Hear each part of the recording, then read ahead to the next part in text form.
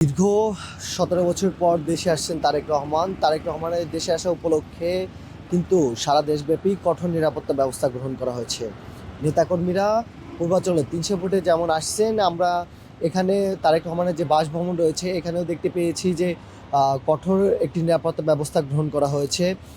পুলিশের পাশাপাশি সেনাবাহিনী, র্যাব সদস্য, পুলিশের বম্ব ডিসপোজাল ইউনিটের পাশাপাশি পুলিশের বেশ কয়েকটি ইউনিট কিন্তু এখানে কাজ করছেন। আমরা যদি আপনাদের একটু দেখানোর চেষ্টা করি তাহলে এখানে দেখতে পাবেন যে পুলিশ সদস্যরা কিন্তু যে বাড়িটি রয়েছে সেটি পুরোটি ঘিরে রেখেছেন। আমরা এখানে সেনাবাহিনী সদস্যদের দেখতে পেয়েছি এবং আহ, এই এই যে বাসভবনটি রয়েছে গুলশান ২-এর ফিরোজার যে বাসভবনটি রয়েছে এখানে কিন্তু কোনো নেতাকর্মীকে আইনশৃঙ্খলা বাহিনী থাকতে দিচ্ছেন না। তাদেরকে এই বাসভবনে না আসার জন্যই উৎসাহিত করা হয়েছে, এমনটি আমাদেরকে জানিয়েছেন আইনশৃঙ্খলা বাহিনী। আমরা এখানে সিএসএফ যারা রয়েছে তাদের উপস্থিতিও দেখতে পেয়েছি।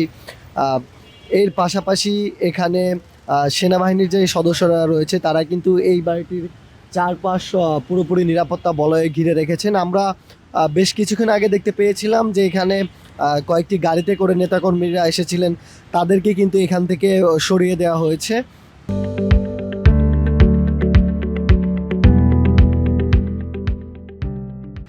এবং তাদেরকে নির্দেশনা দেওয়া হয়েছে যে এই বাড়ির আশেপাশে যেন তারা না থাকেন। দর্শক, আপনাদের জানিয়ে রাখতে চাই, কিছুক্ষণ পূর্বেই কিন্তু তারেক রহমানকে বহনকারী বিমানটি বাংলাদেশে ল্যান্ড করেছে এবং দুপুর ১২টা নাগাদ কিন্তু তার এয়ারপোর্ট থেকে বের হওয়ার কথা রয়েছে এবং তার পরপরই তিনি চলে যাবেন ৩০০ ফিটে পূর্বাঞ্চলে যে জনসমাবেশের কথা রয়েছে সেখানে, এবং সেখান থেকে তিনি বেগম খালেদা জিয়া যে যিনি এভার কেয়ার হাসপাতালে ভর্তি রয়েছেন তাকে দেখতে যাবেন।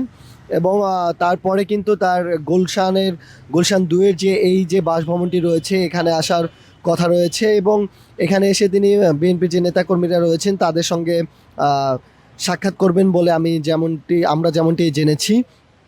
এবং তারেক রহমানের আগামীকালকে এবং আগামী ৩ দিনের যে কর্মসূচি রয়েছে সেটি কিন্তু দল থেকে জানানো হয়েছে। আমরা যতদূর জানতে পেরেছি যে আগামীকাল জুম্মার নামাজের পরে তিনি তার যে পিতার কবর রয়েছে শেরেবাংলা নগরে, সেখানে কিন্তু তার পিতার কবর জিয়ারত করতে যাবেন এবং এই ৩ দিনের কর্মসূচির মধ্যে ওসমান হাদি যিনি মৃত্যুবরণ করেছেন তার কবর জিয়ারতের কথাও কিন্তু তারেক রহমানের রয়েছে। দর্শক, তারেক রহমান দেশে আসার আগে কিন্তু তার নিরাপত্তার শঙ্কার কথা বলা হচ্ছিল এবং বিএনপির পক্ষ থেকে জানানো হয়েছে যে বর্তমান অন্তর্বর্তীকালীন সরকার কিন্তু তারেক রহমানের নিরাপত্তার বিষয়ে সর্বোচ্চ সহযোগিতা করছেন এবং তারই একটি চিত্র মূলত আমরা তার যে গুলশান ২-এর যে বাসভবন রয়েছে এখানে দেখতে পেয়েছি। এখানে বেশ কয়েকটি আইনশৃঙ্খলা বাহিনীর ইউনিট কিন্তু কাজ করছে তার নিরাপত্তা নিশ্চিত করার জন্য। আমরা ডগ স্কোয়াডকে দেখতে পেয়েছি, আমরা বোম ডিসপোজাল ইউনিটকেও কিন্তু দেখতে পেয়েছি। তার যে বাসভবনটি রয়েছে এখানে জনসাধারণের চলাচল কিন্তু একেবারেই সীমিত করা হয়েছে। দর্শক, এই ছিল আমার কাছে সর্বশেষ গুলশান ২-এর তারেক রহমানের যে বাসভবন ফিরোজা থেকে।